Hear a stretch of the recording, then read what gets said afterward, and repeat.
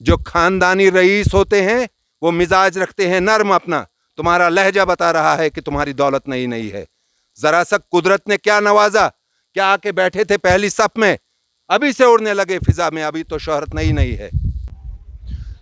नमस्कार, आप देख रहे हैं जम्मू परिवर्तन और मैं हूं विकास मनहास। तो चलिए मेरे साथ इश्ताक वानी है, इन्हीं से बात करेंगे। और जिस तरह की पॉलिटिकल हलचल जो है पूरे चुनाव वैली में दिखने को नज़र आ रही है, क्या लगता है आपको कि कितना टकराव जो है अब आने वाले असेंबली इलेक्शन में होने वाला है?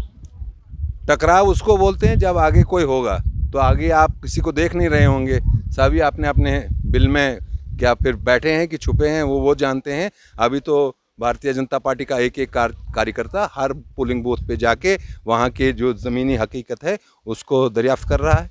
अभी मैं आपकी कुछ दिन पहले एक वीडियो भी देख रहा था और फोटोग्राफ भी, आप दूर दराज एरिया में जा रहे थे, लेकिन जिस तरह से आम आदमी पार्टी की 3-4 दिन पहले यहाँ पर एक बड़ी रैली हुई थी जहाँ पर बहुत सारे लोगों ने जो है आम आदमी पार्टी ज्वाइन की है और हर कोई चाह रहा है कि आम आदमी जो है हम लेके आएंगे। देखिए, आम आदमी पार्टी ने यहाँ रैली की, उनका संवैधानिक अधिकार बनता है, बट यहाँ आम आदमी पार्टी ने जो रैली की या उसमें जो लोग आए होंगे उनका भी हक बनता है। बट यहाँ भारतीय जनता पार्टी ने जम्मू कश्मीर में आने वाले समय पे सरकार बनानी है। ये लोगों के मन में बात बैठ चुकी है, उनको मालूम है कि हम एक मजबूत नेतृत्व के हाथों में इस समय हैं। यहाँ की जो जनता है, यहाँ का वोटर जो है बहुत समझदार है और इन बातों को अच्छी तरह समझता है। क्या लगता है कि कुछ ऐसे भी लोग जो हैं जो टारगेट इस तरह से माहौल बनाने की कोशिश कर रहे हैं कि आपकी जो कम्युनिटी है तो कहीं ना कहीं उसको भड़काया जा रहा है और बीजेपी जो है ये काम जो है करती आ रही है, और आप भी जो है काफ़ी सालों से बीजेपी के साथ जुड़े हुए हैं और बहुत सारे आपने भी वो वीडियो देखी होगी, क्या कहना चाहेंगे इसके ऊपर? मुझे सबसे ज़्यादा खुशी ये है इस बार कि पूरे ही देश में जो हमारे समाज के, मुस्लिम समाज के लोग हैं, आपने उत्तर प्रदेश में भी देखा होगा, आपने जो देवबंद है वहाँ पर 25% मुस्लिम ने ही तो वोट डालना था और वहाँ पे भी भारतीय जनता पार्टी ने सीट हासिल की। और मुझे सबसे ज़्यादा खुशी है अपने इस खिताई चुनाव में कि यहाँ जिस तरीके से मुस्लिम समाज के लोग भी, जिनको पहले बैर डाला जाता था भारतीय जनता पार्टी का, अब वो उस बात को समझ गए हैं कि हमने विकास और खुशहाली के लिए वोट देना है, तो कमल का चुनाव निशान ही बेहतर है। आपने कहा कि हर कोई चाहता है कि चुनाव कमल के फूल को ही वोट देना है, लेकिन कल जो है एक वीडियो जो है सामने आई थी जिसमें आप बेहतर जानते होंगे, आपने वो वीडियो भी देखी होगी, जिसमें काफ़ी सारे वर्डिंग यूज़ की गई है, और आप क्या कहना चाहेंगे इसके ऊपर? देखिए मेरे साहब, वो स्कूलों में पढ़ लिख कर आए हैं, फिर कहाँ से उन्होंने वो भाषा का इस्तेमाल सीखा है कि वो इज़्ज़तदार लोगों के बारे में अगर ये बोलेंगे कि भारतीय जनता पार्टी 2-2 टकों में यहाँ के उन लोगों को जिन्होंने उनको एक टाइम पर वोट डालकर इक़्तिदार में लाया, उन्हीं लोगों को आप आज बोल रहे हो कि वो पट्टे डाल कर 2-2 टकों में बेच रहे हैं। 2-2 टकों में कोई उनके लोग होंगे क्योंकि वो उसके मास्टर होंगे। हम प्यार से लोगों के बीच में जाके उनका समर्थन हासिल करेंगे। वो भाषा जो मैंने सुनी वो कोई पोलाइट भाषा नहीं थी, वो कोई ऐसी बात नहीं है कि लस्सावानी के पुत्र को कोई 2 कौड़ी में खरीदेगा, वो उनकी गलतफहमी है। वो अपने शब्दों पर कंट्रोल करेंगे और उनके बुजुर्ग भी उनको इतिहास याद कराने की कोशिश करेंगे कि किन के बारे में क्या शब्द इस्तेमाल करते हैं। उस बात से पीड़ा सिर्फ मुझे नहीं, यहाँ की पूरी आवाम को हुई है। उनको उन शब्दों को वापस लेना चाहिए और माफ़ी लेनी चाहिए उन लोगों को जिनके बारे में हम उन लोगों को जाकर वहाँ कहेंगे कि हम तुम्हें हायर सेकेंडरी देंगे, काम इनका था, इक़्तिदार के टाइम पर इनको उनको वो चीज़ें देनी चाहिए थी। वहाँ का नौजवान हमें बोलता है हमें ग्राउंड नहीं है, तो उनको उस बात की पीड़ा हुई कि हमने उनको जाकर अगर वादा किया कि हम आपको दे देंगे। यहाँ की बच्चियाँ अगर 20-20 किलोमीटर दूर जाकर वहाँ भारत में पहुँचती है, ठीक है, भारत में मिली हमें खुशी है, दूसरी जगह पर मिली होगी, लेकिन उन लोगों की भी जो डिमांड है अगर हमने उसको पसंद किया तो उससे आपको पीड़ा हुई। आप उनको कुत्ते बोल रहे हैं, उनको पट्टा डाले हुए बोल रहे हैं। जिन लोगों ने आपको बेशुमार वोट डाले, ये कोई राजनीति नहीं है, उन्होंने गलत शब्दों का इस्तेमाल किया है। और मैं बोलता हूँ उनके बुजुर्गों को उनको पूरा इतिहास याद कराना चाहिए और फिर बात करनी चाहिए किन किन के बारे में और क्या शब्द इस्तेमाल कर रहे हो। ये शब्दों का उन्होंने बिल्कुल ध्यान नहीं रखा है और इन शब्दों को उनको माफ़ी लेनी चाहिए।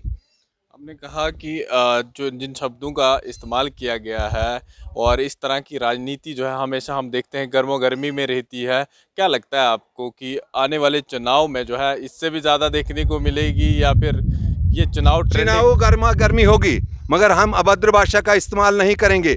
मैं एक पुश्तैनी सियासतदान तो नहीं कहूँ, मेरे बाप ने सियासत की, मेरे काबिल एहतराम भाई गुलाम कादिर वानी साहब ने सियासत की, मैं भी एक छोटे से सियासी सफ़र में लगा हुआ हूँ। और हमें बोलेंगे कि चंद लोग यहाँ टक्कों में हम नहीं बिकते हैं, कहीं मुझे इतिहास के पन्ने खोलवाने पर मजबूर करेंगे तो दूर तलक बात चली जाएगी, फिर बहुत फाइलें कुछ सामने चली आएंगी।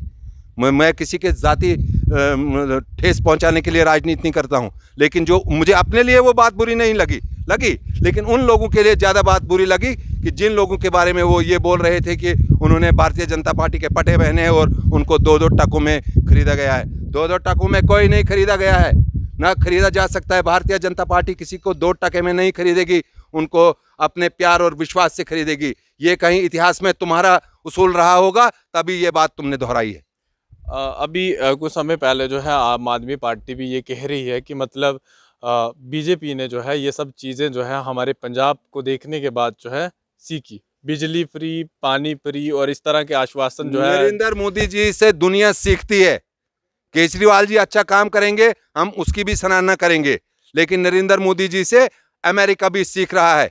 आप मुझे बताइए, उन्होंने उसी एक इंटरव्यू में ये कहा कि 1947 में भारत के जो यहाँ जो मुस्लिम लोग रहते हैं वो सेकुलर समझकर, सेकुलरिज्म वो तो 42 वो अमेंडमेंट के बाद 1976 में ये कॉन्स्टिट्यूशन में लागू किया गया। तब उसके पहले तो यहाँ कहाँ सेकुलरिज्म का वर्ड कॉन्स्टिट्यूशन में था नहीं था। तो वो क्या पढ़कर आए हैं और क्या बोल रहे थे, वो गलत बोल रहे थे लोगों को। पढ़े लिखे हमने उतना तालीम तो हासिल की नहीं है, गलत आप लोगों को बोल रहे हैं कि जो बातें करनी नहीं है। डेवलपमेंट की बात करो, आपने अपने इख्तिदार के टाइम में क्या किया? दाएं बाएं की बातें करके लोगों को बहला और फुसला रहे हैं, कोई नहीं। यहाँ पर भारतीय जनता पार्टी ने पूरे खित्ते चनाब से लेकर पीर पंचाल तक एक ऐसी लोगों के दिलों में घर बनाया। आप देख नहीं रहे हैं, कल की आपने वीडियो देखनी थी कश्मीर में, जब माननीय अशोक कोल जी एक रैली को संबोधित कर रहे थे। कल्पना भी नहीं कभी कोई कर सकता था। और जिस तरह हम परसों इन्हीं के इलाके में वहां गए और जिस गर्मजोशी से वहां लोगों ने इस्तकबाल किया, क्या था वो एक विश्वास था। वो नरेंद्र मोदी जी के कामों पर उन्होंने विश्वास किया है। यहाँ अब लोग उनके उन चुंगलों में नहीं आए हैं। इन्होंने इख्तिदार के समय पर सिर्फ क्या किया है मुझे बताइए? 70 80 ट्रांसफरें की हैं, और वो अगर वो बोल रहे हैं तो उन्होंने किया होगा। भारतीय जनता पार्टी, अगर हम पर कभी ऐसा आरोप लगेगा कि हमने जाती मफाद के लिए बीजेपी को ज्वाइन किया है, आकर हमारे मुंह पर कालक फेंक दीजिए। हमने कौमी मफाद के लिए, हमारे बुजुर्गों ने भी और हमने भी। और आप बोल रहे थे मुझे कि उन्होंने उसमें कुछ, मुझे बोलिए, फाखरे चिनाब भी कभी कभी उनके जो बुजुर्ग थे उनका हमें एहतराम है। उन्होंने अपना नाम अपने काम से कमाया था। मैं बोलूँगा फाखरे चिनाब, मैं बोलूँगा फाखरे चिनाब अगर कहूँगा, हालांकि राजनीति में उनके साथ हमारी राजनीतिक मतभेद रहे हैं। मैं मौलाना अताउल्लाह साहब सोहरवर्दी मरहूम को कहूँगा, मैं मरहूम ख्वाजा लस्सावानी को कहूँगा, मैं वहाँ दया कृष्ण कोतवाल जी को कहूँगा जिन्होंने समाज के लिए कुछ किया। आप कुछ कर ही नहीं रहे हो, और जो बुजुर्गों ने किया भी होगा उस पर भी मिट्टी फेरने का काम कर रहे हो। क्या कर रहे हो? क्या किया है? कौन से स्कूल बनाए, कौन से अस्पताल बनाए, कौन से ऐसे आपने काम, अपने ऊंची इमारत बनाने से अगर उस गुर्जर के घर का भी ख्याल रखा होता तो मैं बोलता आपने समाज के लिए भी कुछ किया है। जिस तरह से आप आए दिनों आपने कहा कि जो हमारा मैनिफेस्टो है, जो हमारी चीज़ें हैं, और जनता जो है तभी बढ़ चढ़ कर हमें ज्वाइन भी कर रही है। और बहुत सारे पूरे डोडा चनाब वैली में कुछ समय पहले एक वेव सी पूरी, चाहे वो भलेसा के अंदर देखी या फिर डोडा के अंदर, जहाँ पे बहुत सारे लोगों ने जो है बीजेपी ज्वाइन की।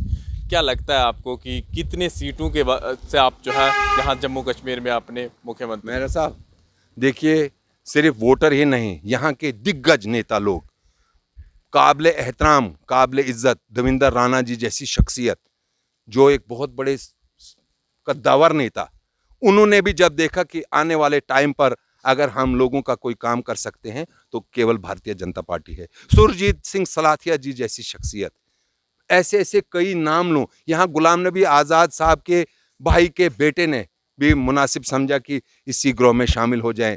यहाँ हज़ारों लोग, जब मैं कोई सोच भी नहीं बनाता था, कल भी मैं दूर एक इलाके में गया था, जिस तरीके से वहाँ लोगों ने नरेंद्र मोदी जी के समर्थन के लिए हाथ दिया, तो मैं बोलता हूँ कि जो हमने 50 का नारा दिया है उससे कई ज़्यादा आगे इनका यहाँ सफाई है, इनकी यहाँ 2014 में तो हुई थी, जब बोलते थे जब ये इक़्तिदार में थे तब इनको लोग रूठ गए थे, अब तो उन्होंने भारतीय जनता पार्टी का कार्य देखा। पूछना चाहूँगा आपको, आप उस भाषण में भी थे जहाँ पर देवेंद्र रैना जो है जनता के सामने अपना भाषण दे रहे थे, जिसमें उन्होंने कहा था कि 2014 का वो दिन मुझे याद है, वो सच जिस टाइम मुझे यहाँ से दिल्ली भेजा गया था बीजेपी से बात करने के लिए कि अगर कुछ मेल मिलाप हो जाता है तो हम इनके साथ अपनी सरकार बना देंगे, और जनता के सामने ये कुछ और अपनी बातें रखते हैं, लेकिन अंदर से ये चाहते हैं कि अगर हम सत्ता में आए तो ठीक है। क्या लगता है आपको कि गुमराह किया जाता है मतलब लोगों को? सच्चाई है, वो देवेंद्र राणा जी ने सच बोला था, और ये भी जो ये इंटरव्यू दे रहे थे ना, ये इनको भी मालूम है कि जब फाइलें खुलेंगी ये भी अप्रोच कर रहे हैं, लेकिन वहाँ इनको जगह नहीं मिल रही है। मैं आपके माध्यम से आवाम को बोल रहा हूँ, ये चाह रहे हैं कि किसी तरह से तिल मिलाए हुए हैं कि हमें भी इसी खीमे में लाओ।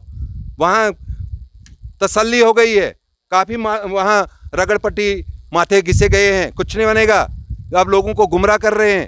अगर इस खेमे में कोई आ जाता है मतलब, तो फिर उसके ऊपर मतलब मान लीजिए कोई भ्रष्टाचार से नियुक्त हो या कोई और चीज़ से हो, फिर क्या वो बच जाता है क्या? नहीं, अगर हमें लगेगा कि हमारी जमात में भी कोई ऐसा शख्स है जिस पर भ्रष्टाचार के आरोप लगे हैं या वो सिद्ध होते हैं, तो जेल जाएगा, वो बाहर नहीं रहेगा, वो अंदर चले जाएगा। जैसे आज लालू प्रसाद यादव भी आज अंदर हैं, वैसे ही रहेंगे। जिन्होंने किया है इतिहास खूबसूरत तरीके से, जो खानदानी रईस होते हैं वो मिजाज रखते हैं नर्म अपना, तुम्हारा लहजा बता रहा है कि तुम्हारी दौलत नई नहीं है।